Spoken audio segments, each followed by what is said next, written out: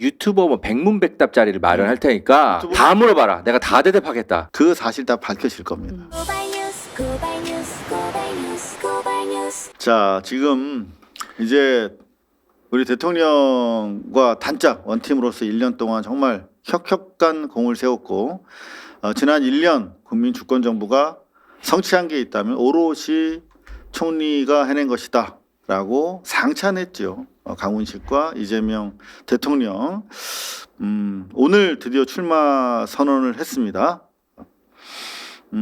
빡센 일정이었는데 5.18 민주모지에 헌화하고 전입빌딩 광주에서 1차 출마 선언을 한 뒤에 서울로 올라와서 이제 기자회견을 했습니다. 2시에.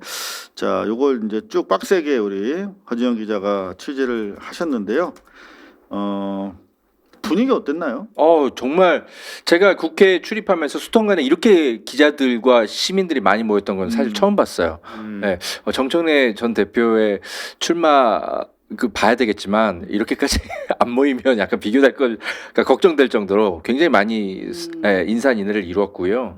뭐 여러 이야기들이 이제 나왔지만 특히 김민석 전 총리가 한 기자가 SNS에 이제 정청래 전 대표가 뭐 이렇게 쓴 글에 대해서 어떻게 생각하냐고 묻더라고요. 그러니까 이제 김민석 총리가 자기 정치의 폐해 때문에 당정 간의 관계가 많이 회복이 무너졌다 이렇게 얘기했잖아요. 그렇죠. 그거에 대해서 뭐 멘트가 있었어요. 네, 나는 네거티브라고 생각하지 않는다. 네.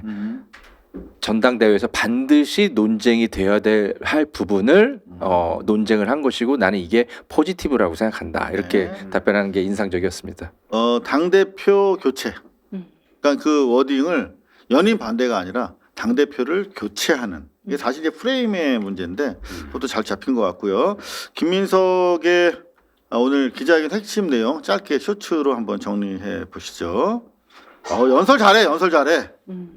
옛날 총리 때랑 톤이 달라. 김민석이 돌아왔다.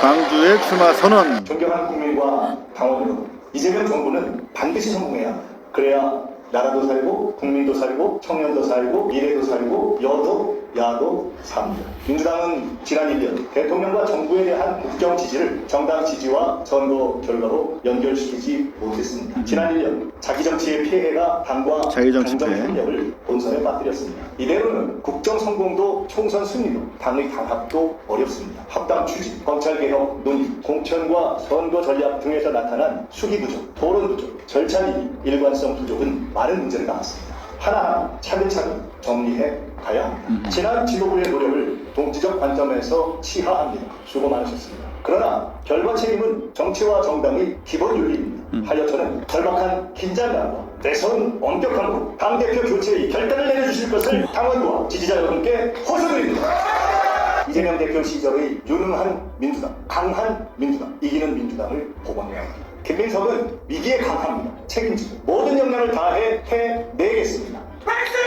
만세!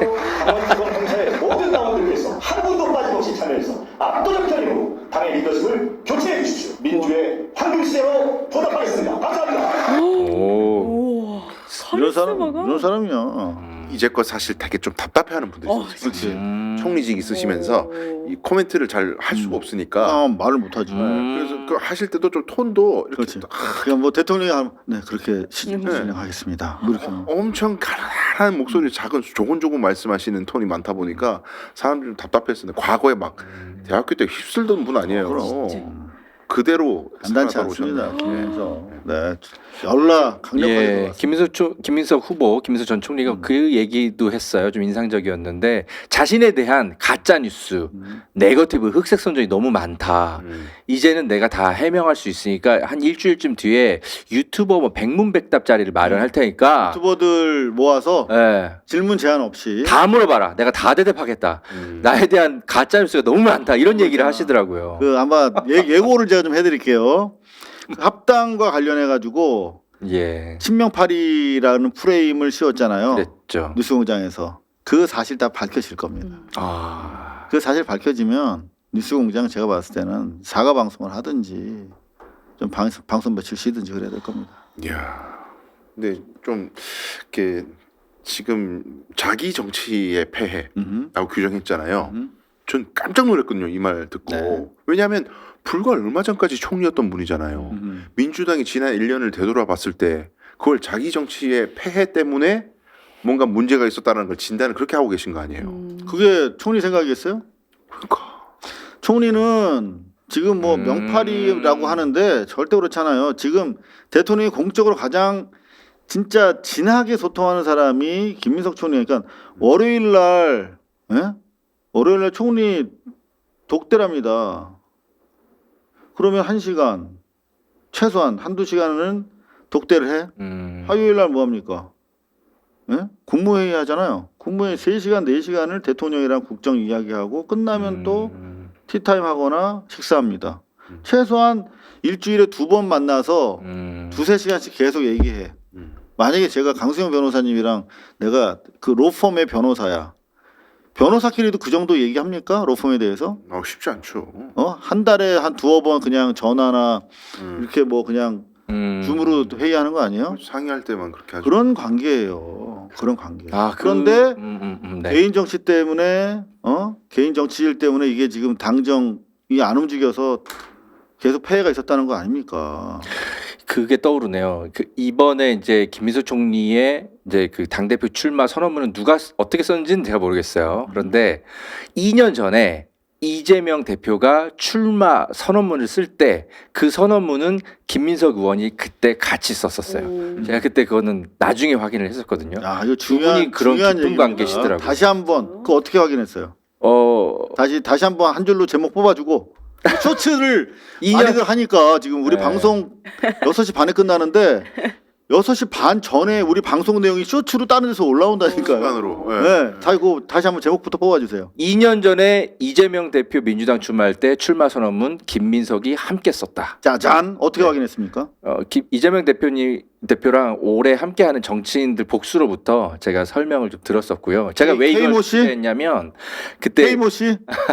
그때 러닝메이트로 함께 뛴다라는 얘기가 있었어요. 근데 김민석 그 의원이 조금 약간 지지율이 조금 잘 안 나와가지고 처음에는 네거티브가 많이 있었죠. 예, 그래가지고 근데 두 분이 러닝메이트로 분명히 저는 나온다고 알고 있었거든요. 그래가지고 진짜 러닝메이트가 맞는지 이제 확인하는 과정에서 맞다, 연설문도 김민석 의원이 같이 써줬다라고 측근이 좀 확인을 해줘가지고 그때 그랬고요. 그래서 그때 전 처음 알았어요. 그때 김민석 의원과 이재명 대표가 이렇게까지 가까운 사이였나? 예, 그러면서 이제 알게 됐는데 지금 이 김 총리의 연설문도 김민석 전 총리의 연설문도 이재명 대통령님과 교감 속에 썼을 가능성이 전 충분히 있다. 네. 1년 그렇게 동안 분석합니다. 교감한 내용입니다. 평소에 사실은. 교감이 녹아 있겠죠. 그렇게. 그리고 대통령은 친분 관계로 절대 팀을 만드는 사람이 아니에요. 제가 청와대 인사들 다 체크했잖아요.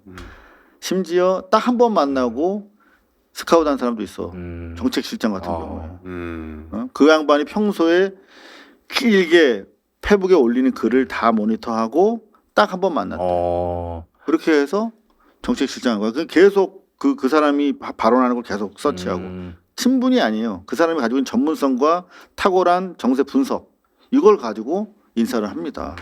자, 합당 이슈와 관련해서도 김민석 아주 간결한 톤입니다. 김민석 전 총리가 조국 대표에게 음. 연대와 흡수합당 중에서 하나를 선택하라고 충고했습니다. 제가 조국 대표 감옥에 면회도 간 적이 있던 사람입니다. 저도 놀랄 정도로 그에 대한 거부감의 영역도 상당히 존재하는구나. 몰랐어. 대통령이 총리랑 합당 뭐 지론이죠. 요 얘기했을 당시만 해도 통합의 지론. 예, 20-30대를 중심으로 조국이라고 하는 정치인에 대한 비판 여론이 저렇게 강한지 몰랐던 거야. 제가 그 얘기 한번 했는데 이 말씀 하시죠? 정말 민주당과 뭐 강령이나 정체성이 다른 그런 진보적인 정치를 하겠다 이렇게 한다면 그걸 딱 정리해서 연대하고 필요한 부분 단일화를 하면 됩니다. 네. 그리고 그렇지 않다 하면 통합. 자, 지금 뭐 연대할 만한 강령이 없잖아, 솔직히. 예? 토지 공개념 뭐 얘기했다가 지금 뭐 사라진 것 같고. 그런 거죠. 네. 또 민주당이 현실적으로 역사성이 있는 야당의 대표 전당이기 때문에 함께 할 경우는 그런 경우에는 사실상은 모든 경우에 다 법률적인 흡수합당이라는 형식을 거치는. 네. 네, 흡수합당 얘기를 합니다. 자, 실제로 조국당 내부에서 당 해체를 전제로 한 흡수 합당에 대해서 동조하는 의원들이 제법 있죠. 조금씩 그런 내부 목소리가 있는 것으로 제가 듣고 있고요. 예, 그러니까 조국혁신당을 지금 지키고 있는 사람들이 있고 조국혁신당을 창당했던 사람들 상당수가 다 당 외곽으로 나가 있거든요. 그분들이 좀 많이 그런 주장들을 좀 하고 있는 것으로 알고 있습니다. 조국혁신당 이대로 흡수 합당하면 안 되고 해체해야 되는 수준이다. 해체해서 개별적으로 민주당에 들어가면 들어가지 지금 이런 상태로 뭐 합당을 하면 뭔가 또 민주당이 뭐 지분을 요구할 것이고 합당에 대한 대가를 요구할 것이고 그런 걸 좀 우려하는 과거 그 조국혁신당을 처음 창당했던 분들이 그런 좀 목소리를 내는 것으로 알고 있어요. 저희는 뭐 조국혁신당에 대해서 크게 뭐 관심을 가질 정도는 아니라고 생각하는데 뭐 논의가 전대 과정에서 될 것 같아서 잠시 얘기를 해놨고요. 속보가 떴네요. 이병태 규제합리화위 부위원장이 사퇴를 했습니다. 정리될 것 같았어요. 네. 일단 뭐 청와대 입장이 좀 강경하게 나왔고요. 물론 뭐 이남준, 김남국 두 청와대 출신 의원들도 강력한 비판 입장을 냈는데 청와대도 비판 입장이 나왔거든요. 결국은 부위원장 사퇴를 했습니다. 앞으로 이제 통합 과정에서 다른 진영의 사람을 땡겨올 때도 좀 더 검증이 필요하다 이런 주장이 설득력을 좀 갖겠네요. 그렇죠. 뭐 조국혁신당에서도 비판 엄청 했었죠. 저분 처음에. 네. 네. 자, 본론으로 다시 돌아갈게요. 네네. 오마이 여조 좋은 게 떴어요. 김민석 44.2%, 정청래 20.4%, 양자대결 김 58.8%, 정 23.4%. 요게 호남의 여론조사라는 게 의미가 있습니다. 호남이 권리당원의 30%. 3분의 1을 지금 네. 보유하고 있지 않습니까?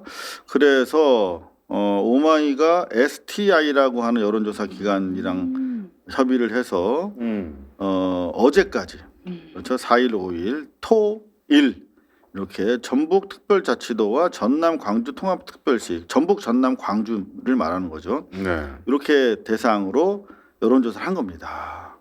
그랬더니 이렇게 나왔어요. 보시면 이제 좌측 아주 진한 거, 흐린 블루, 요게 이제 민주당 지지층이야. 그러면은 이제 요게 전남, 전북의 민주당 지지층이면 이제 당원들의 의사랑 상당히 접근돼 있겠죠. 그렇겠죠. 네. 그 경우에 이렇다는 겁니다. 김민석 47.2%, 김용민 4.4%, 송영길 15.8%, 정청래 22.5%. 이거 어떻게 보세요, 우리 강수영 변호사님? 일단은 좀 제대로 나온 것 같아요. 다른 여론조사랑 크게 흐름은 다른 것 같지 않아요. 네, 다른 다만 것 같지 조금 않고. 더 좀 김민석 의원 쪽으로 좀 더 크게 저는 오히려 네. 높은 것 같고요. 그 전국 그 단위의 여론조사는 그 지지층 구분하지 않는 조사 이런 거랑 비교해 보면 훨씬 더 높게 나오는 거죠. 그러니까 그렇죠. 근데 전국 기반으로 했을 때도 네. 민주당 지지층은 좀 더 많이 나오는 게 그렇죠. 확실하긴 한데 네, 근데 이제 국민의힘 쪽 이제 지지 혹은 역선택이나 이런 사람들은 정청래가 되기를 원하기 때문에 거기서는 여론조사 수치가 조금 다른 것 같고 이게 제일 가까운 것 같고요. 이런 흐름은 앞으로 이제 좀 더 가속화될 가능성이 높습니다. 왜냐하면 정청래 전 대표가 설 자리가 지금 없어요. 고민정 의원이 최고위원 출마하는 순간부터 또 확 꺾일 거고 검찰 개혁이 됐든 이름 일표제가 됐든 뭐 전직 대통령에 대한 존중이 됐든 뭐든 간에 선명성을 내세울 수 있는 공간들이 급격하게 줄면서 결국에는 마지막 그 카드는 네거티브 하나 남았거든요. 근데 거기까지 가면은 아마 국정을 방해하는 자로 완전히 낙인이 찍힐 가능성이 높습니다. 그렇죠. 갈등 국면을 견디지 못해요. 한 달 넘게 남았잖아요 지금. 이건 네거티브가 네. 지난 뭐 지방선거도 아니고 이거 네. 당 대표 선거면 이거는 뭐 정권 초반이고 더구나 네. 당 대표 하겠다는 사람이야. 그냥 뭐 다른 것도 아니고. 근데 네거티브를 해? 그러니까요. 더 대통령과 동고동락을 1년 동안 같이 한 사람을 상대로 대통령 조지는 거예요. 이거는. 그러니까요. 이건 말이 안 되지. 김민석 총리보다도 내가 더 뭘 잘한다란 적극적 이야기를 못 할 거예요. 그렇죠. 할 수 있는 공간이 없습니다 지금. 맞습니다. 네. 자, 오마이뉴스 다른 관점에서 쓴 기사인데요. 호남이 선택한 당대표 역할, 국정 뒷받침 55.2%, 개혁 완수 28.1%. 저는 이 호남 민심이 늘 그랬던 것처럼 항상 이 혼탁한 정치 상황에서는 그야말로 이 북극성처럼 네, 네. 상당히 길라잡이가 되었단 말이에요. 이번에도 이거 깜짝 놀랐어요. 저는 이 국정을 뒷받침하는 게 뭡니까? 결국은 이재명 대통령이 일할 수 있도록 힘들여서 자기 갈비 한쪽 뽑아서 지금 당으로 보내는 거잖아요. 대통령 입장에서는 김민석 총리랑 손발 맞고 얼마나 좋습니까? 네. 1, 2년 더 했으면 좋겠지.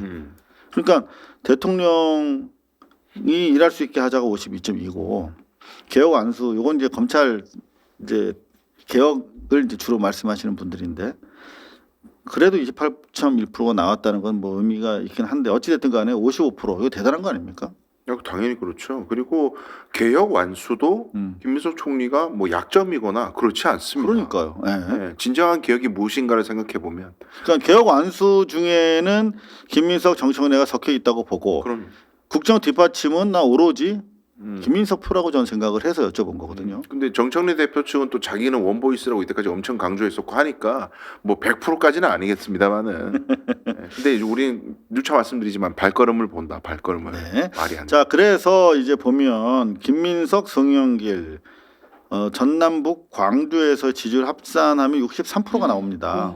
63대 22.5인데 네. 이러면 그냥 스스로 조금 전에 김병철이야 누구 저 스텝 아웃한 것처럼 이병철? 이병태? 아니었나? 예. 이병태. 누구였어? 아까 이병태처럼 병태. 그냥 뭐 비유가 적합하지는 않겠습니다. 물러나는 게 좋을 텐데 이 정도 여론조사 나오면 근데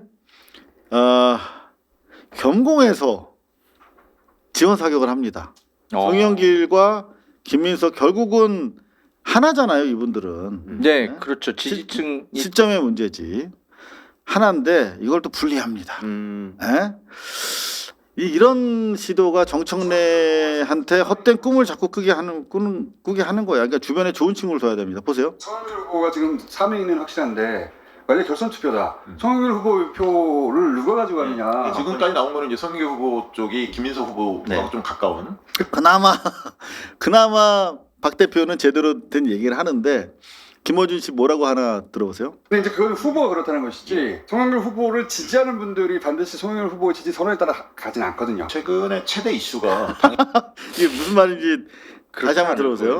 후보를 누가 가지고 가느냐. 지금까지 나온 거는 이제 송영길 후보 쪽이 김민석 후보하고 좀 가까운. 근데 이제 그건 후보가 그렇다는 것이지. 송영길 후보를 지지하는 분들이 반드시 송영길 후보 지지 선언에 따라 가진 않거든요. 최근 네.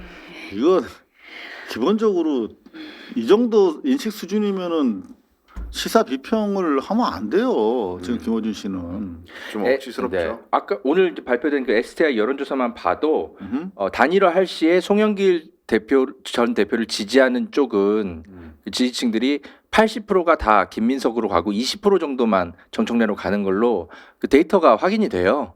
네. 데이터상으로도 그렇게 나오는데. 네.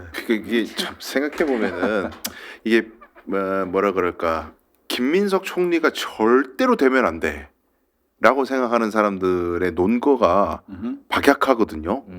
일부는 가짜 뉴스에 현혹돼서 그렇게 뭐 말씀하시는 김민색 뭐 예전에 노무현 대통령 20년 전. 배신했고 뭐 이 서사예요. 이 서사인데 많지 않다. 그러니까 송영길 후보가 예를 들어서 이제 결선에 못 가서 결선까지 가서 김민석 대 양자 대결 정청래 대표가 됐는데 그래도 나는 진짜 김민석은 절대 안 될 것 같아.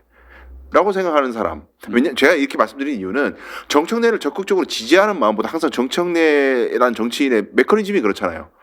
상대방을 적으로 규정하기 때문에 그래서 적은 안 되니까 나를 찍어줘 이런 식으로 계속 해왔기 때문에 근데 그 메커니즘 작동하기에는 너무 어색한 거예요. 대통령과 발맞춰서 국정을 해왔던 분이라서. 그러니까. 자, 지금 여론조사가 대통령도 이제 반등이 시작됐어요.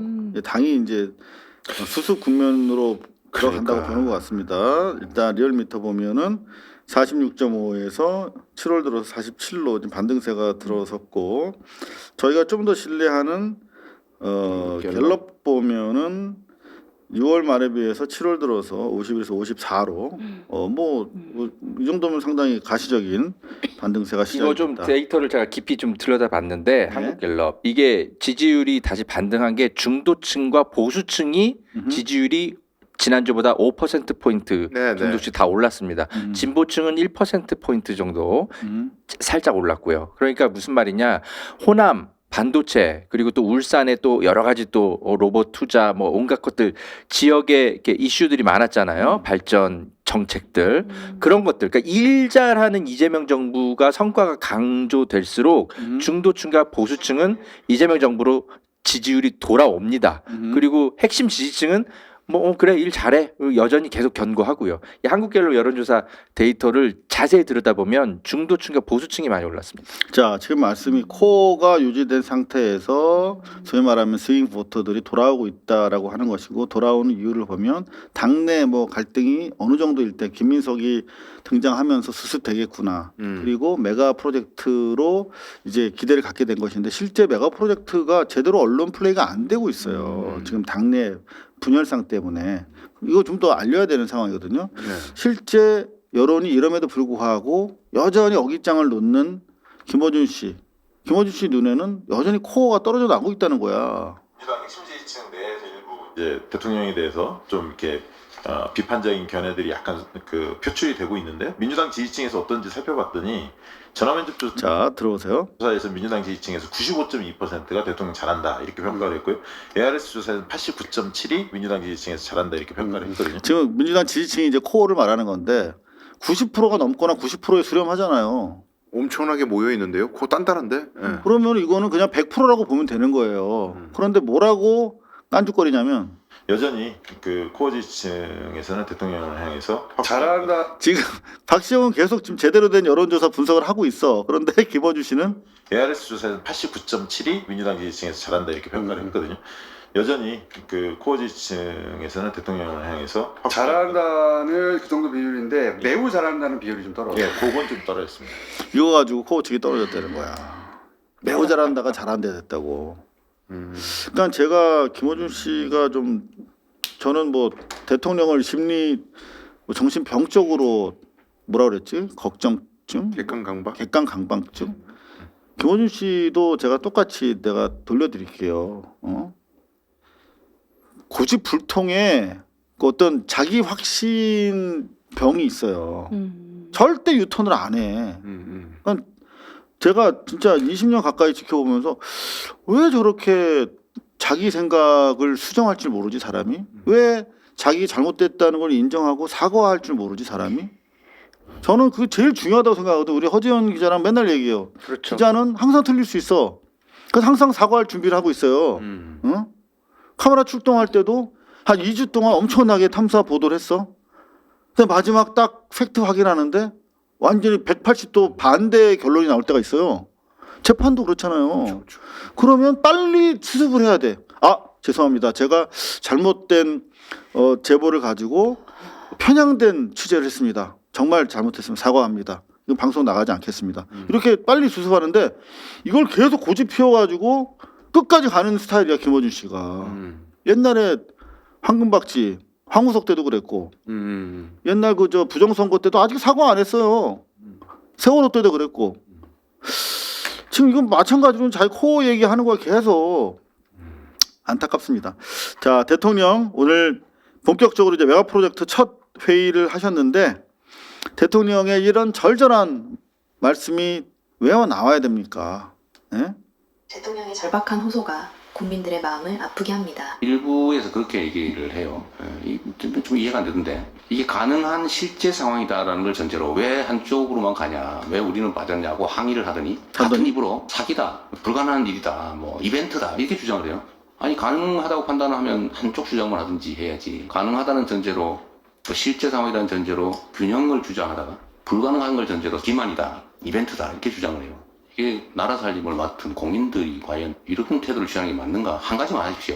둘 중에 하나. 비난, 불가능하다는 전제로 비난을 하든지 가능하다는 전제로 불균형을 지적하든지 둘 중에 하나만 하면 좋겠어요. 오죽 답답하면. 어쨌든 이런 식으로 방해하지 않았으면 좋겠고 정말 대한민국이 또 우리 국민들 또 어려운 청년들에게 새로운 기회를 만들려고 하는데 최대한 협조를 못하더라도 크게 방해는 안 했으면 좋겠습니다. 이재명 정부의 심지어 지금 정청래 당 대표하겠다는 사람이 말이야 지역 간의 불화를 막 이렇게 전북 네. 전북 소외론. 예. 소결은 근데 벌써 사라진 것 같은데요. 아까 그 STI 여론조사 보니까 호남 여론은 별 차이 없던데. 자, 그리고 오늘 중대한 발표가 있었습니다. 요거를 조금 전에 대통령 메가 프로젝트 첫 회의를 대통령이 주재를 하셨는데 그 결과를 원유대사 강훈식 네. 실장이 정리를 했어요. 근데 정리한 내용을 또 다시 제가 정리를 했습니다. 너무 좀 길어가지고 핵심만 간춰드릴게요. 일단 호남권 위주로 해서 빨리 의사결정을 했습니다. 공장 신규 반도체 클러스터 요거를 250만 평 규모의 부지 확보가 가능하고 이미 평탄화 작업이 완료돼 있는 광주 군공항으로 오늘 확정했습니다. 그리고 여기에는 이미 부지 공사 돼 있기 때문에 기간 최소화할 수 있다. 지금 뭐 그리고 도심과 KT도 KTX 인접해 있고 도로공항, 항만 가깝다. 그리고 용인 반도체 클러스터도 마치 뭐 이거를 대신해서 뭐 호남에다 이거 하는 걸로 가짜 뉴스 퍼뜨리는 자들이 있던데 용인 반도체 클러스터는 오히려 더 빨리 진행해라. 네. 해서 이 팹 그 속도를 올려라라고 하는 지시. 그리고 실제적으로 팹 그 건설 마무리가 빨리 될 수 있도록 구체적인 시안들이 나왔습니다. 서로 그 상보 배치되는 거 아니에요. 같이 진행이 되는 겁니다. 그리고 전담 체계도 구축한다 이런 얘기까지 나왔는데요. 매달 회의를 합니다. 그리고 용인이 끝나면 호남을 한다 이런 또 낭설을 만드는 언론들이 있던데 그거 아니다. 같이 쌍크리로 빨리 하는 거다. 그리고 토지 수용과 관련해서 얘기를 했는데 250만 평 SK 삼성 다 들어가냐 기자가 물었는데 당연히 다 들어가고 남는다. 공간이. 그러니까 광주 군공항 이전이 얼마나 신의 한 수였어. 그죠? 그리고 영남과 충청도 지금 속도를 내는데 오늘은 이제 반도체 팹 관련해 가지고 먼저 얘기를 한 거다. 왜냐하면 오늘 광주 군공항 빨리 발표한 이유가 지금 부동산이 광주가 들썩거린다는 거야. 네. 부동산 투기꾼들이 야 여기 들어온대 그러면서 막 이제 사기치고 다니나 봐. 여기 들어오면 뭐 이게 발전될 거야 뭐 이런 식으로. 그래서 초도에 이거를 지금 잠재우기 위해서 긴박하게 발표했다라고 하는 내용까지 저희가 확인을 드립니다. 안철수 아저씨가 이거 가지고 또 비난을 막 했었거든요. 예, 고위공직자들 그저 광주에 땅 있는 거 다 이실직고 해라 막 이런 식으로. 예. 이거 참 우리가 이제 걸러서 거의 우리 얘기를 안 하는 그런 정치인들이 그번 몇 명 있는데 예. 그냥 넣어 두시죠. 양양자라든가 요즘에 이런 분들이 요 반도체 관련해 가지고는 그 보수 쪽에서는 괜찮은 의견을 내고 있어요. 거기는 양양자 뭐 하여튼 저 이정현 광주에 그렇지. 홍준표 뭐 이런 분들 SNS 글을 좀 정독을 하시기 바라겠습니다. 나경원 이런 사람들 정말 가관이에요 요새. 예.